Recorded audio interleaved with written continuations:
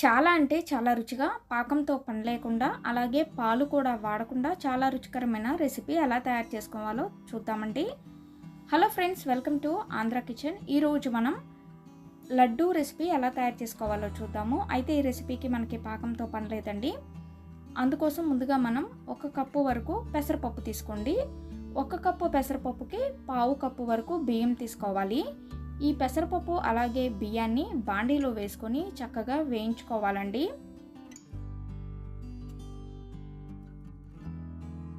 మీరు ఏ కప్పుతో అయితే పెసరపప్పు తీసుకున్నారో అదే కప్పుతో పావు కప్పు వరకు బియ్యం తీసుకోండి. ఈ రెండిటిని చక్కగా వేయించుకోవాలి. పెసరపప్పు అలాగే బియ్యం వేగుతుంటే మనకి చాలా కమ్మటి వాసన వస్తుంది. అలా వాసన వచ్చే వరకు చక్కగా లో ఫ్లేమ్లో పెట్టుకొని వేయించుకోండి.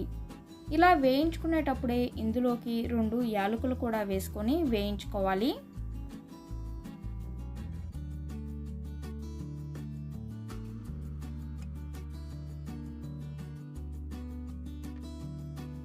వేయించుకున్న తర్వాత ఇక స్టవ్ ఆఫ్ చేసుకొని వీటిని ఒక ప్లేట్లోకి తీసుకొని చల్లారనిచ్చుకోవాలండి. బాగా చల్లారిపోవాలి.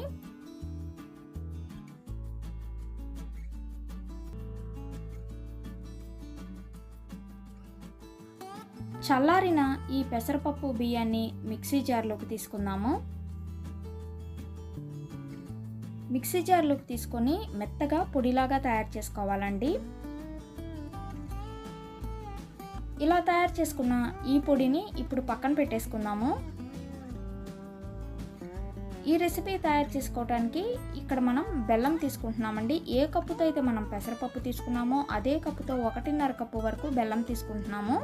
ముందుగా 1 కప్పు బెల్లం వేసుకున్నాను. ఇప్పుడు మళ్ళీ అరకప్పు బెల్లం వేసుకుంటున్నానండి. ఎంతైతే బెల్లం తీసుకున్నామో అంతకు సమానంగా నీళ్లు కూడా తీసుకోవాలి. ఇప్పుడు ఈ బెల్లం చక్కగా నీటిలో కరిగిపోవాలండి. ఈ రెసిపీ కోసం మనకి పాకంతో పని లేదు. కేవలం బెల్లం అనేది చక్కగా నీటిలో కొంచెం సేపు కరిగిపోతే చాలు. అంటే బెల్లం కరిగిన తర్వాత కూడా కొంచెం సేపు మరిగించుకోవాలి.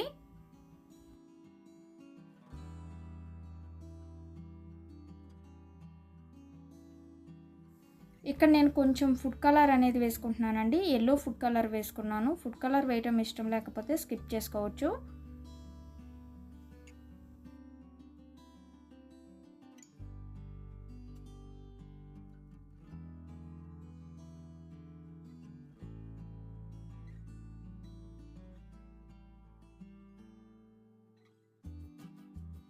చూడండి, బెల్లం వేసుకున్న నీళ్ళు ఈ విధంగా మరిగిన తర్వాత ఇందులోకి మిక్సీ పట్టేసుకున్న పెసరపప్పు అలాగే బియ్యం పొడి వేసుకోవాలి. ఇప్పుడు చక్కగా లో ఫ్లేమ్లో పెట్టేసుకొని ఉడికించుకోవాలండి. హై ఫ్లేమ్లో పడితే మనకి మాడిపోతుంది. కాబట్టి ఈ రెసిపీ తయారు చేసుకునేటప్పుడు లో ఫ్లేమ్లో పెట్టుకోవాలి. ఈ విధంగా లో ఫ్లేమ్లో పెట్టుకొని ఉడికించుకునేటప్పుడు ఇప్పుడు ఇందులోకి మళ్ళీ 1 చెంచా వరకు నెయ్యి కూడా వేసుకొని ఉడికించుకోండి. నెయ్యి కూడా వేసుకొని బాగా దగ్గర పడే వరకు ఉడికించుకున్న తర్వాత ఇక స్టవ్ ఆఫ్ చేసుకొని చల్లారనిచ్చుకోవాలి.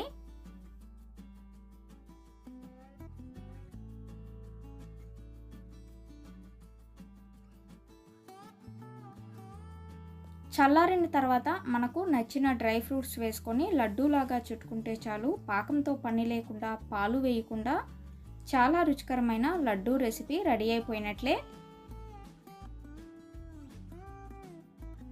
మరి మీ అందరికీ పెసరపప్పు బియ్యం అలాగే బెల్లం కాంబినేషన్తో తయారు చేసుకున్న ఈ రెసిపీ వీడియో నచ్చినట్లయితే ఈ వీడియోని లైక్ చేయండి, షేర్ చేయండి.